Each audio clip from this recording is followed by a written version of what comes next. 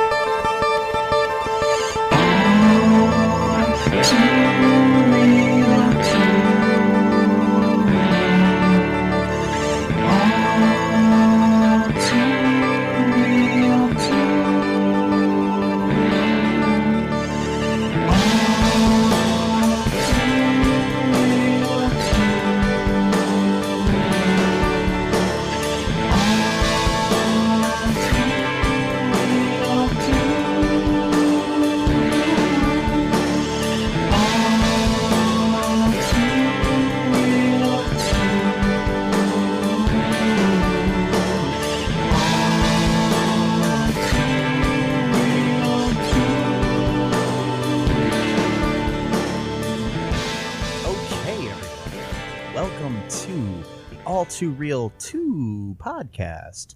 I am your host, Michael E. Cullen II, and with me, as always, is Matthew, the main man Haas.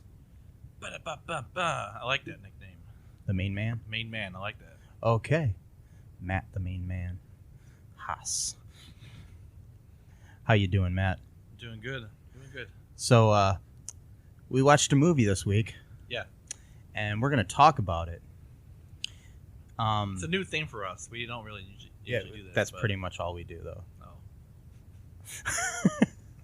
Oh. well, this is a new movie for us to watch. Oh, yeah. Yeah. We watched another direct-to-video sequel. This one is called Cop and a Half, New Recruit. Or maybe just Cop and a Half, New Recruit. Yeah. So it's the sequel to the 1993 semi-popular crime comedy film Cop and a Half. The original, starred Burt Reynolds. This time around, we get La Bamba's Lou Diamond Phillips, Yep. who I'm a big fan of, actually, so that kind of made me want to see this movie. I don't know what it is about the guy, but There's something about him. he's got some charisma, that Yeah. dude. Yeah. La Bamba. It's a great movie. It is, I love actually. that movie. We need to cover that for our other podcast Okay, sometime. sure. Yeah. Or Well, all La Too Bamba- Real. What, La Bamba 2? No, there's no La Bamba 2. Good. Yeah, I don't think there can be a 2 because he dies at Well, the end. that's what I was worried about, like what the plot's going to be. It's about the making of the movie La Bamba. Yeah. And in it, I play Lou Diamond Phillips. It's weird. But, okay, so in this movie, which I'll give them one big thing up front, I don't remember the original that much. But from what I read and what I saw in the trailer for the Burt Reynolds Cop and a Half, this is a completely original story. Like, you got the similar concept with a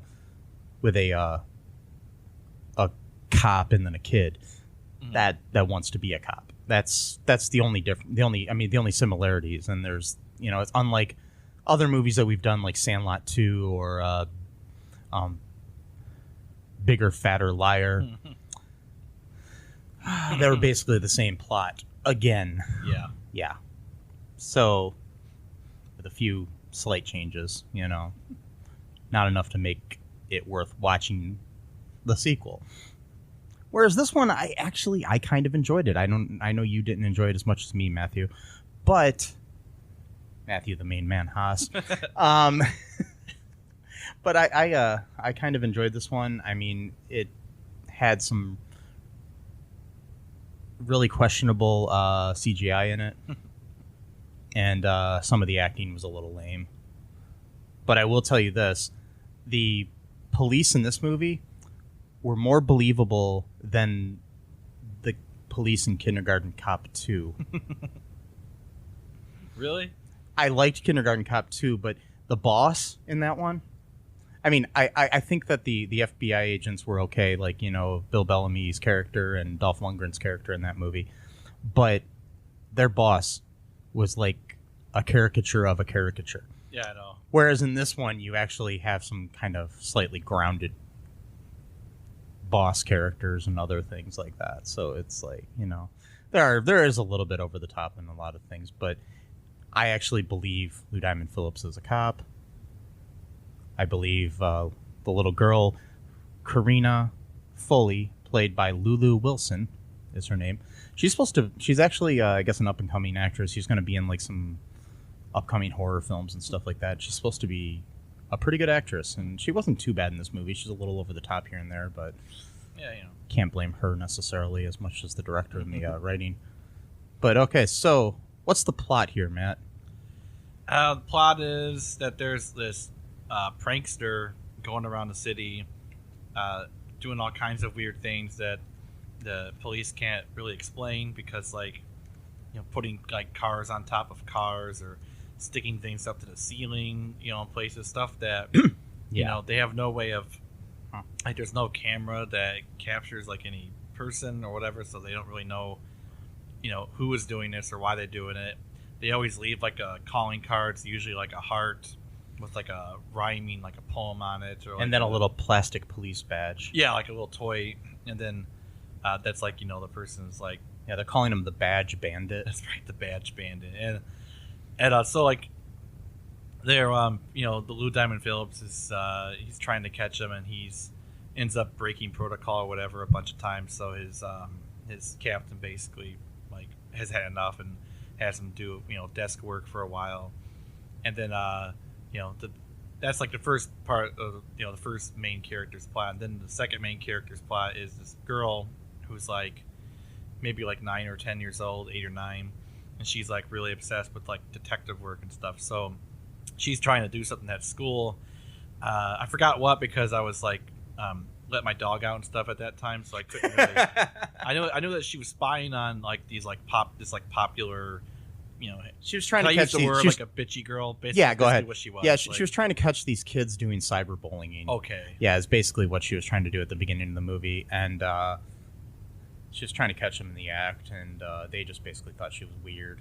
Yeah, and then doesn't she get caught though? Doing, like, she knew their password or something like that? Or? Yeah, well, yeah, she hacked into it. Oh, and then they caught. But the thing is, it was like the girl's name was like Farah, the bitchy girl. Okay. And I guess her password was like Pharaoh1 ! Oh, okay. So she was like, great password, you know, or something. Like oh, that. I got you. I don't know what she's, you know, basically she's, yeah.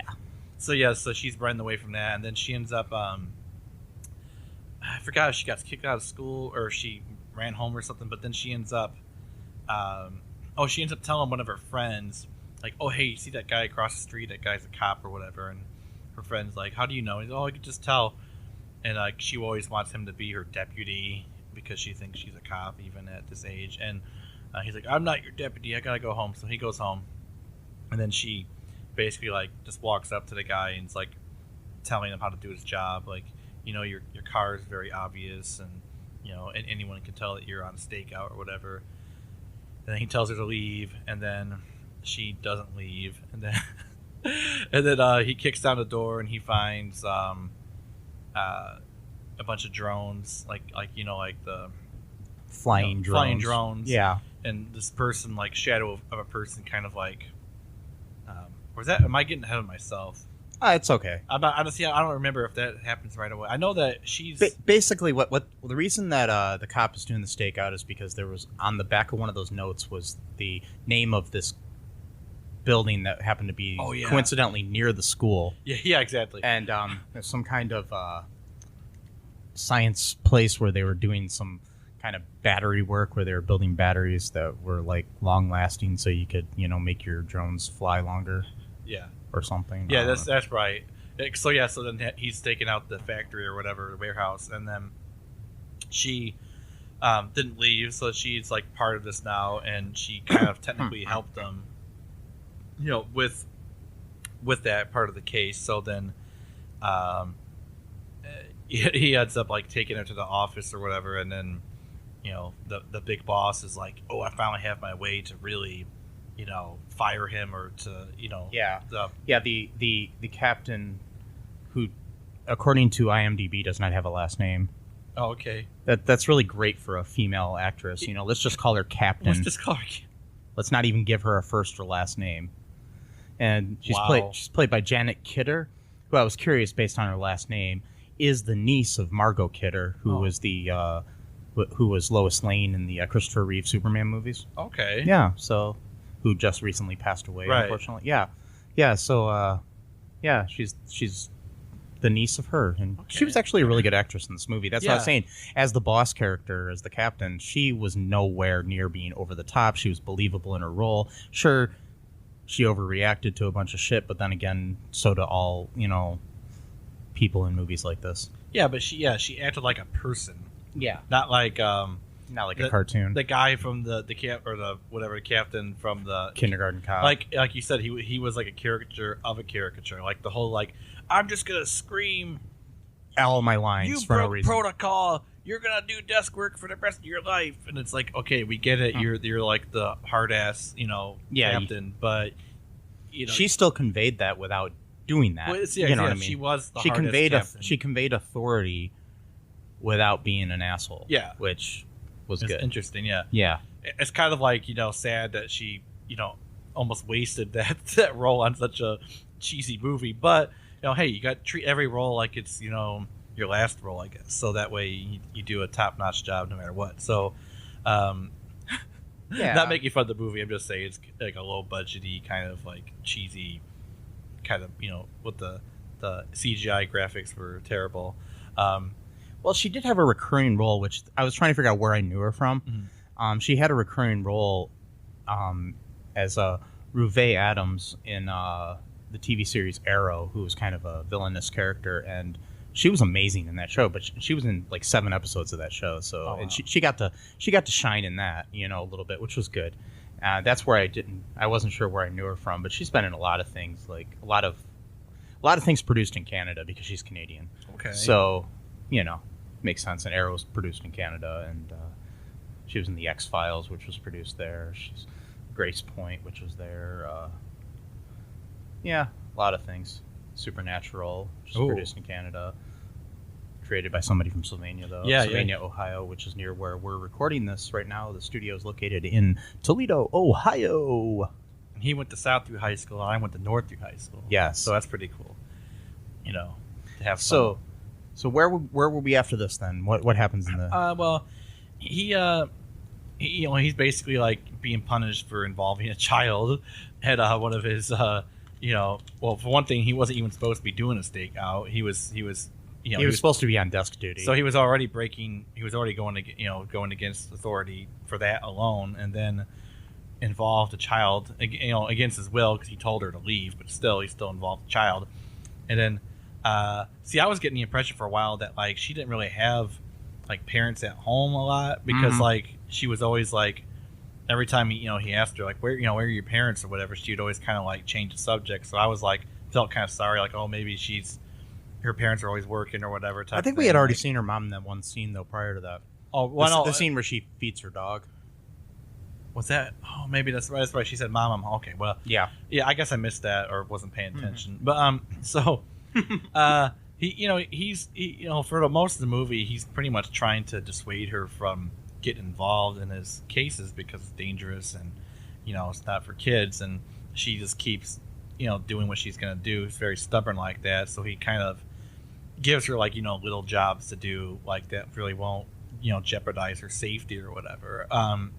But he ends up taking her home one of these days, and that's where he meets her mom. And there's kind of like this little interesting thing. You thought that maybe there'd be like a spark between them, which there kind of was, but didn't really go anywhere. I mean, it kind of did, but not really. It's just kind of. Yeah. I mean, if there's ever a sequel, maybe it'll go into that. Yeah, a cop and a half. New officer. No, I don't know. And trying to think. She's 18 now, so she just like rushed into the. She becomes a cop and at 18. Do cops even come? I don't know. I never looked into that, so I don't know. I think that might be a little bit. Yeah, you might be like have to be at least 19. Whatever. Anyway, so I don't know anything about that life, but she. See, I'm trying to remember because there's a lot of this movie. Kind of was like slow going for a while, and then it kind of picked up like at the last half hour. So it did. There wasn't a whole lot that actually happened in the movie. It was pretty much them going to different things and somehow the kid would show up. Throughout the thing, she would periodically complain about the cop who is in the movie named Simmons, Detective Simmons, Lou Diamond Phillips' character. She kept complaining about his eating habits and his health and stuff like that, and tried to get him to drink smoothies and weird shit like that. Yeah, and I was like, why does she care so much about his health? Well, I think she just basically kind of likes him, and the fact that her dad was a cop and he died, right? So she doesn't want this guy to die, I guess. And that's where I thought that they're gonna set up the mom with him, and it kind of didn't pay off really. I mean, I guess it's kind of implied that maybe they're gonna start dating.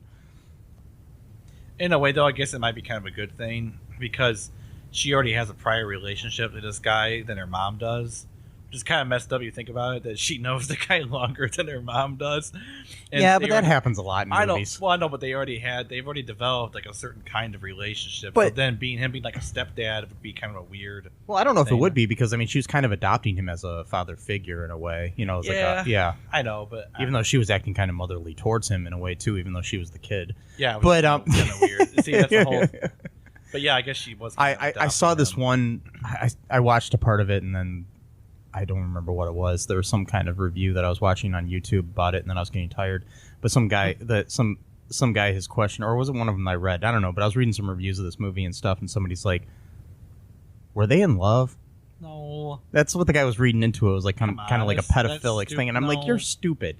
That's where I was like, "Okay, you need help, man." Just trying to get likes. I think that's why I didn't read any longer or listen to the rest of it because I just didn't agree with it.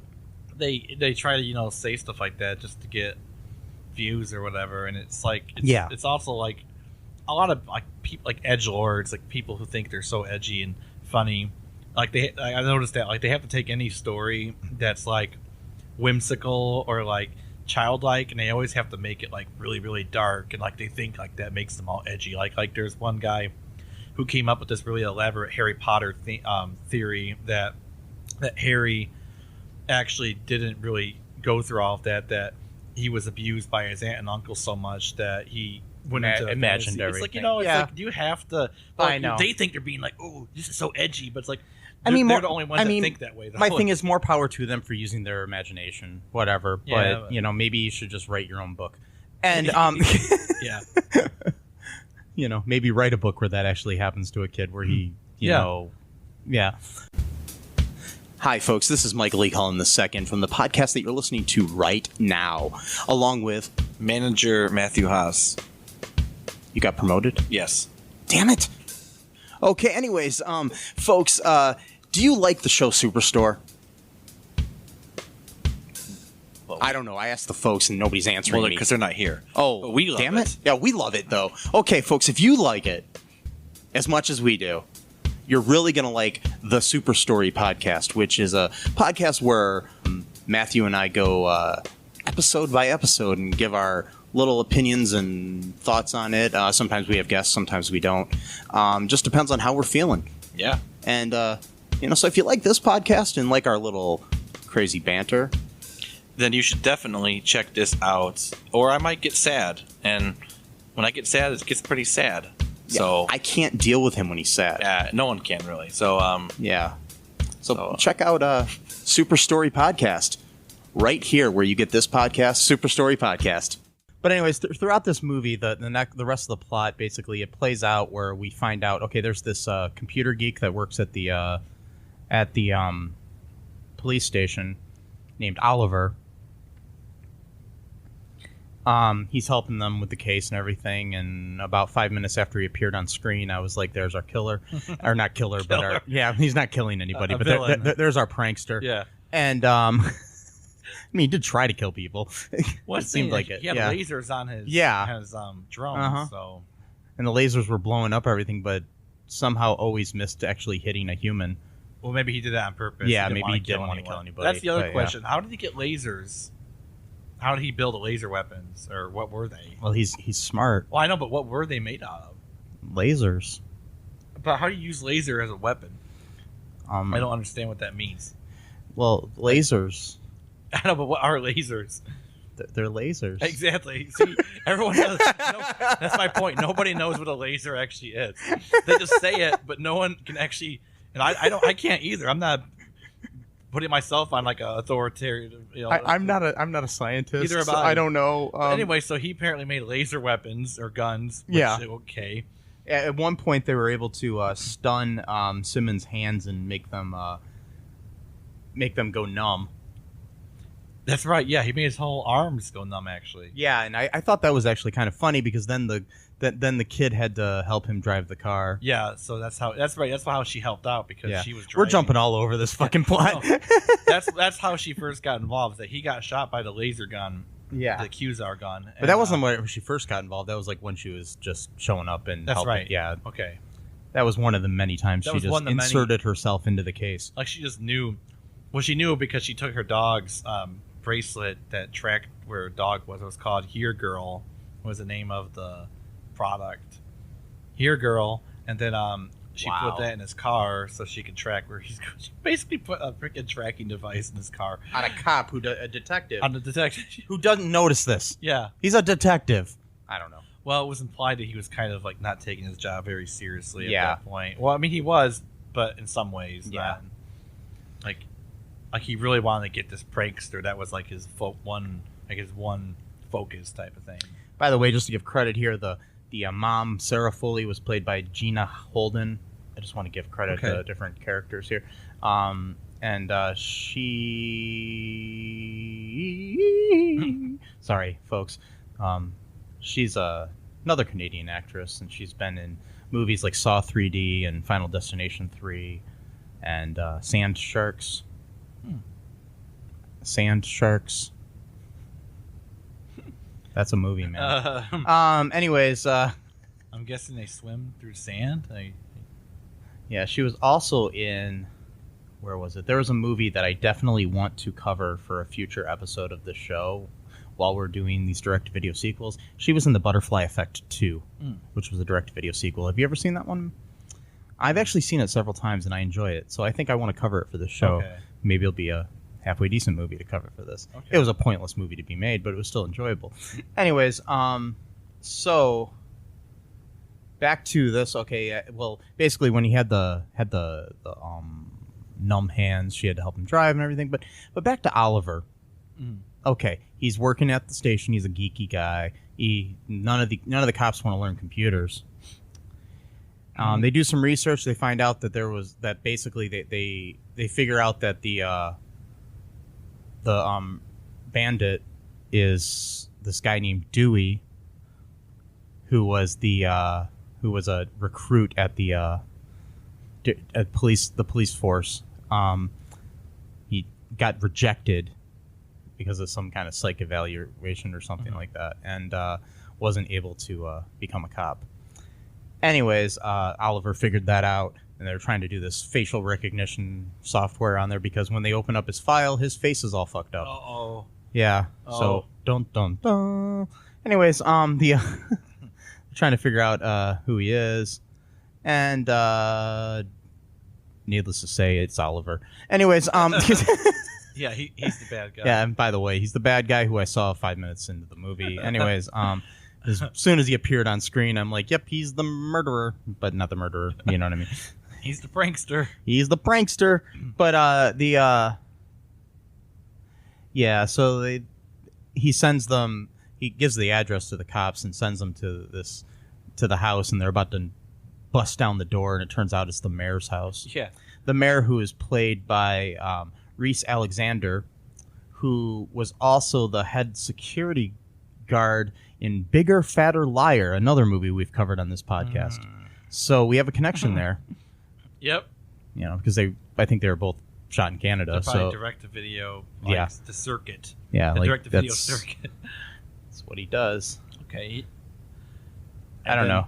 He's a decent actor, but Yeah. he's just I don't know. He's been in a lot of.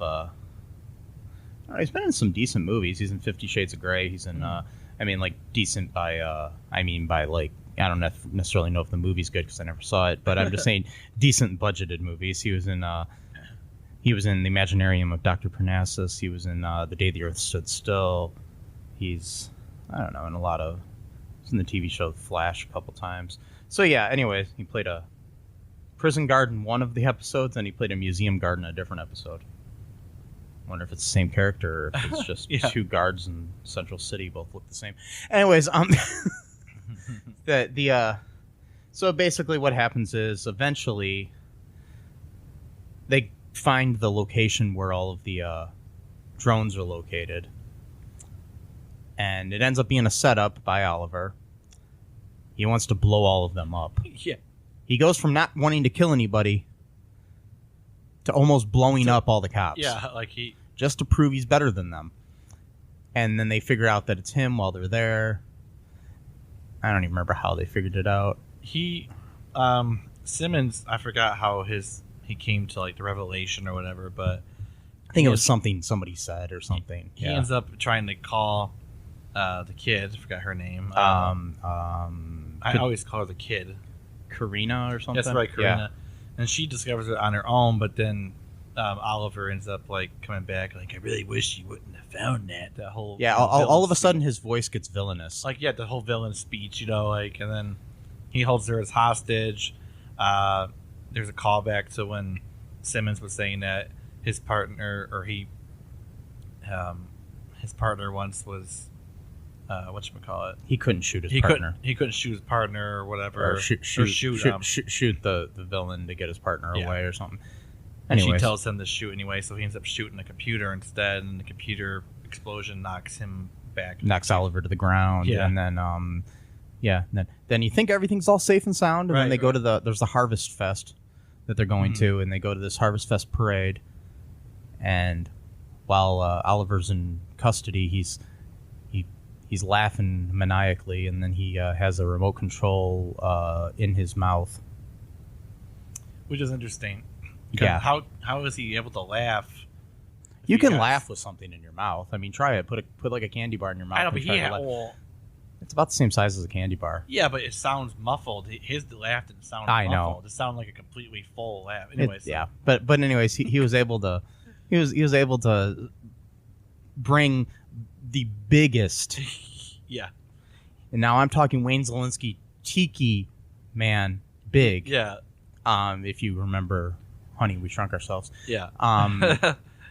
Now that size of a drone, Yeah, it was huge. really bad CGI, Oh, or yeah, or it was or horrible. whatever it is, or composite, whatever. I It don't was know just how, terrible, Yeah, whatever it was it just was. whatever it And- was, and because I mean, basically, it made it look like the drone was the size of Utah, Yeah, and it was huge, and yeah, yeah, it was bad. but anyways, they end up saving the day by using a cannon that was there from the veterans. Like a really old In the style. parade. Yeah, an old style cannon. They needed to put more stuff into the thing to shoot it down. They ended up using the billy club that Karina's dad had given her before he died right, or something. So she used and that. so she used that to destroy this, and that was the one thing she had left from her dad. So it was all touching, and I wanted to cry. I felt sad. I'm like, really?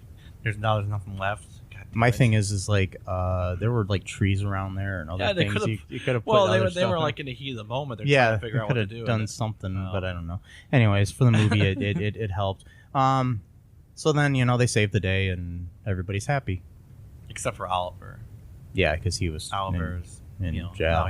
now he his one last chance to. And I don't know if I was happy after watching the movie or not. I was kind of. I thought you liked it. I You said liked you- it, but it was like I don't know. I didn't like it that much. To be Yeah, honest. I mean, it was could've- okay. It was better than I expected. Maybe that's what the problem was. Is I liked it because it was better than I expected. Yeah. Like I was expecting it to really, really, really suck. Yeah, And it only kind of sucked.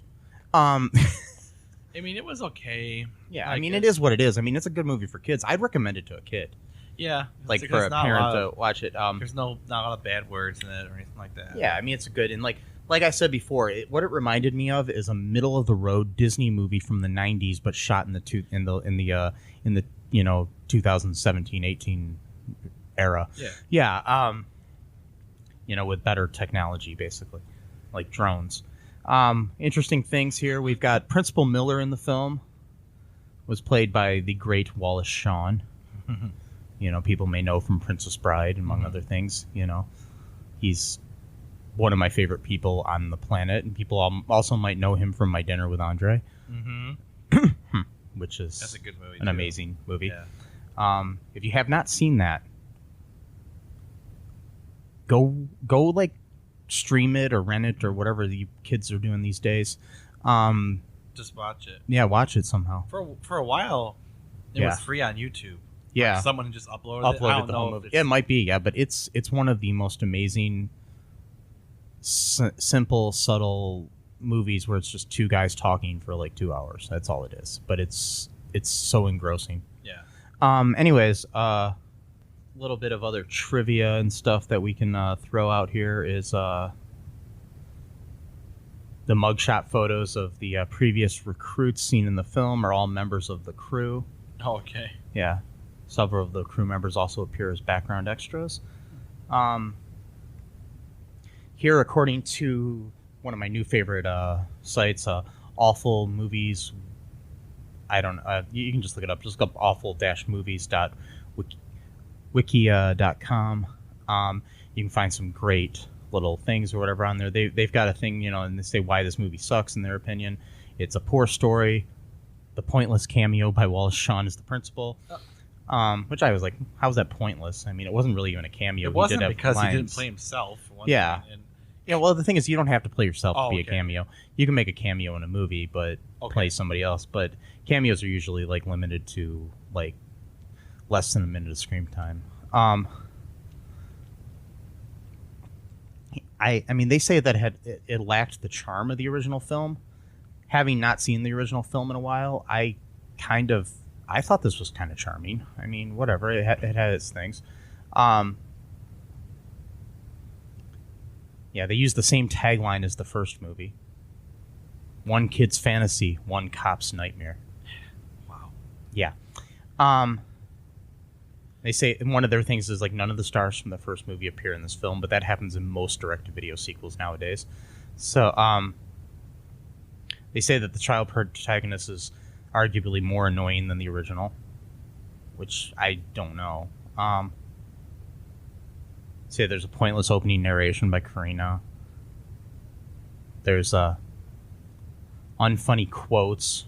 Oh God. Well, yeah. Yeah, that there are. yeah, like Principal Miller stating that he hates his own voice. Another one that we liked. It's okay. There was this like informant who sold like bags and stuff on the street.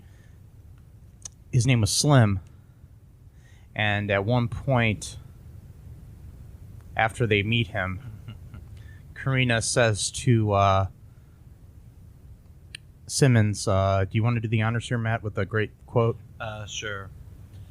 They're talking about like that sometimes it's good to like know like people like people who are Yeah. like criminals, I guess, because they can like let you know about. And she goes, "Well, that Slim did seem shady." No, it was Slim is definitely shady. It's like, That's what she said. and then she even pauses, like she's like waiting, get for, it, get wait, it, you know, waiting for the laughter. and to the laughter that never came, and then Yes. It's like when you're in a sitcom and there is laughter there, but like if you take the laughter out of a sitcom, it's really not funny. yeah, like I've seen that before. There's lots of interesting videos on YouTube about a show that's immensely popular, and they just put vacuum cleaner sounds or Yeah. no, and it really just shows the I guess the the daftness and the coldness of what the show actually is. It makes the show really depressing. Yeah. And we won't say what show No, that we is. won't. Big No. Bang Theory. Anyways,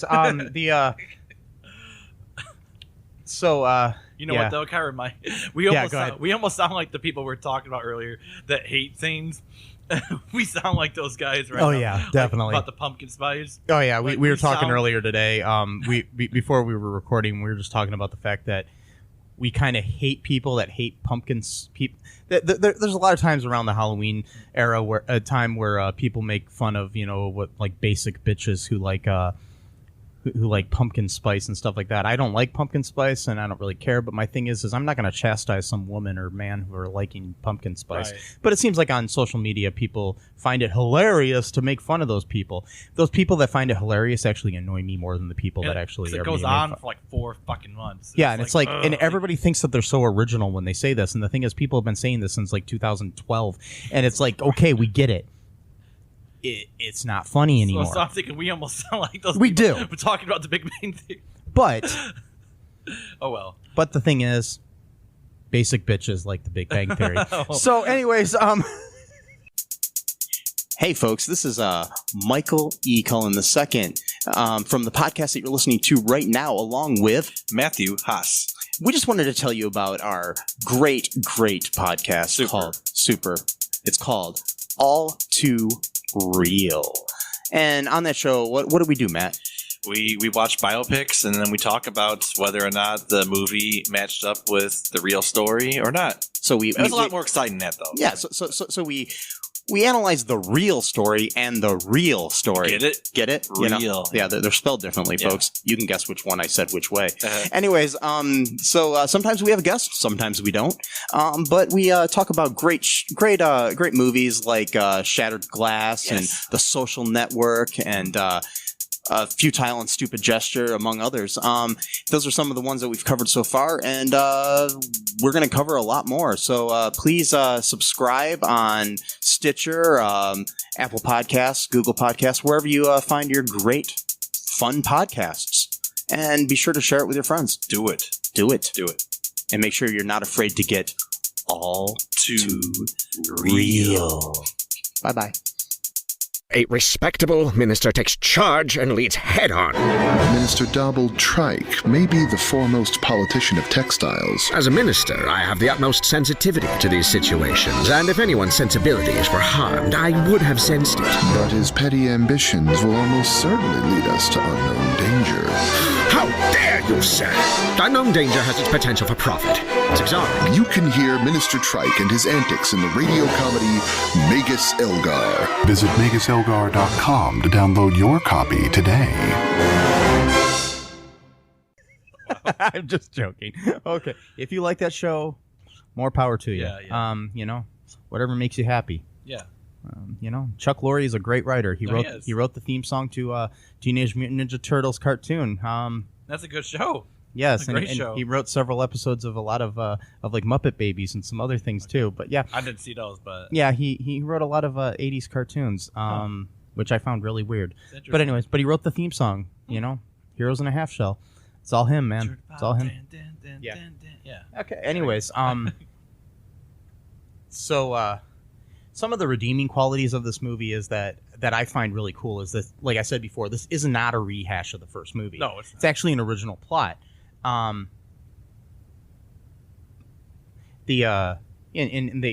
According to the awful movie Wikia, they say the idea of having an evil cop in the film was, or whatever you want to call him, guy that works for the police, was pretty creative, which wasn't part of the first movie, obviously. And it's funny because earlier they say that Karina might be more annoying, but then they say that Karina isn't as rude as Devon is in the first movie. Or Devon or Devon, whatever he is. I can't See, I remember. don't remember I don't remember it either. I thought that he wasn't that prude. I thought it was like Burt Reynolds was the one that was like rude to him because he Yeah. didn't want to have to like take care of him basically. Like, And they say that Simmons is a cool cop. And they say that the drones were an interesting tactic that our villain used. They were interesting. Bad CGI, but interesting. yeah. And then they said that they thought that Lulu Wilson was a good actress. She was decent as Karina. Yeah, and like I said, I mean, I would recommend this to like kids and stuff like that. I'd like to, I mean, one thing I'd like to hear, if you want to email us at all2real2@gmail.com, I would really like to hear what, this or any of our previous episodes, like what our fans are, or if anybody that's listening to our show. I'm going to call you a fan even if you're not. If you're just listening to the show, you're automatically a fan, okay? Yeah, so yeah. I hate to break it to you. live with it. Yeah, anyways, you just email us, let us know what you thought of the show. I mean, not our show, but thought of this movie, I mean. Just let us know if you would recommend it to anybody. What about you, Matt? Would you recommend it? Yeah, I think to like some kids.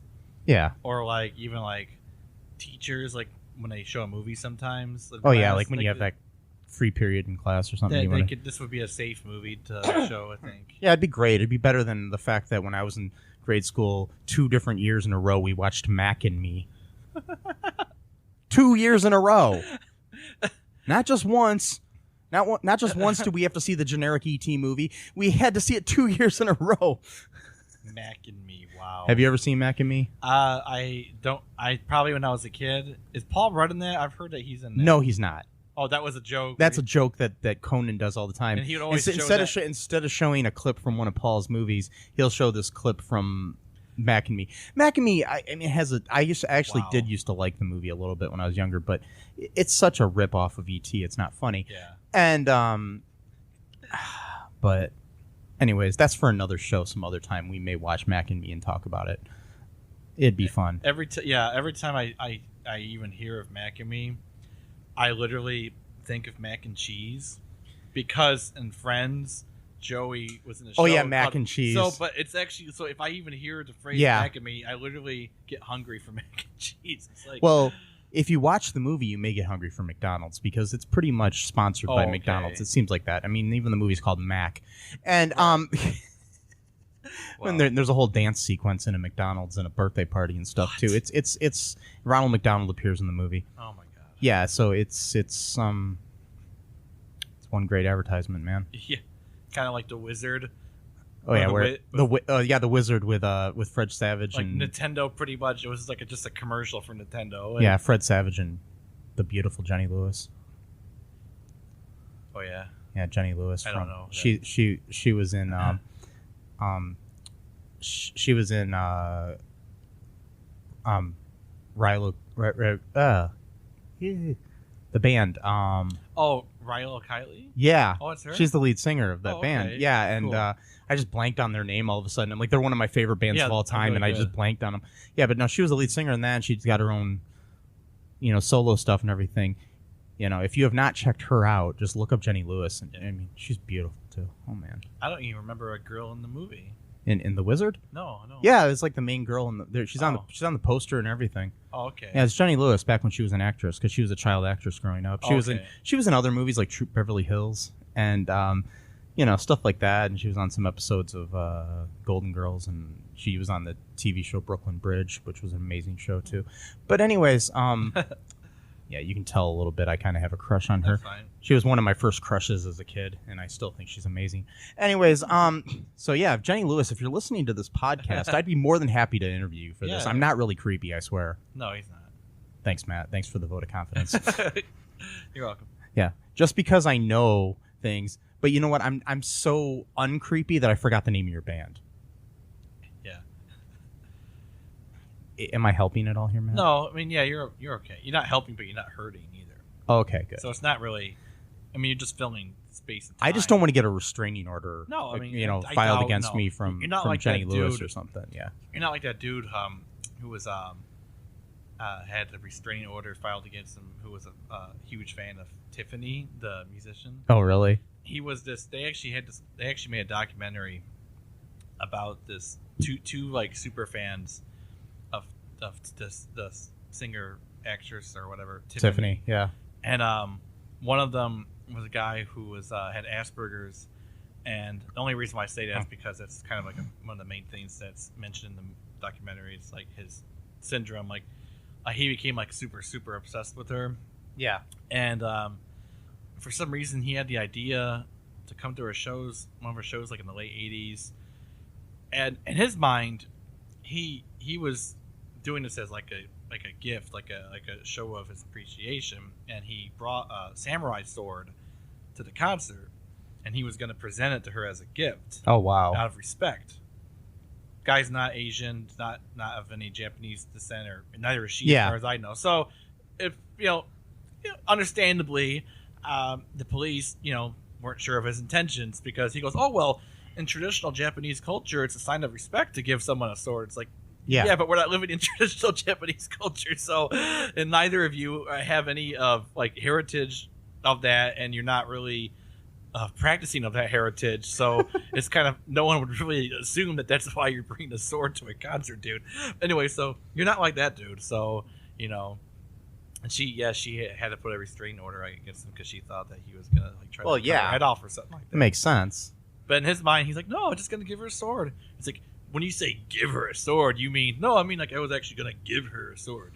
Yeah, and by that, no, I mean literally present just her, give it to her as a gift. Well, so he tried that. They confiscated the sword, I guess. And, but yeah, he that I understand. I've so never you're not like that. No. See, I've never even been to one of her concerts. No, you're not. So you're not. Don't have to worry. And he go to like every one of her concerts for a while. And but with that said, Tiffany, if you'd like to be on our show too, and we're not like that guy either in that show. No, you could be on our show, or if you'd like to, talk to us over the phone or something. She still plays. She still. Oh yeah, I know she's still popular, and but more importantly, Jenny Lewis, if you'd like to be on the show. Wait, I'm not coming off too creepy. But that documentary is insane, man. We should watch it sometime. I'll have to check that out. It's called I Think We're Alone Now. Oh, okay, that makes sense because of the song. Yeah. It's wild. I mean, it's a little bit. I think they kind of play up the whole like, oh, you get the guy has Asperger's like as a joke kind of thing, which I don't think that's is not appropriate. Good. And also the other person is like a transgender person. They made fun of that too. So I was like, yeah. So you brought ableism and transphobia into one documentary, but the documentary itself is still pretty interesting nonetheless. So, but Abel was the better son than Cain. Wow.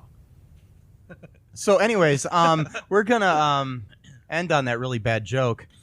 Be sure to, check us out at cullenpark.com, follow us on social media and all that good stuff. You can send us money if you want, if you want us to keep doing this stuff. Or if you want to send us money and make us stop, I mean, I'll take the money. No, wait, no, I don't want to stop. So if only send us money if you want us to continue. Yeah. And just. But email me at mike@cullenpark.com if you want to just send me money.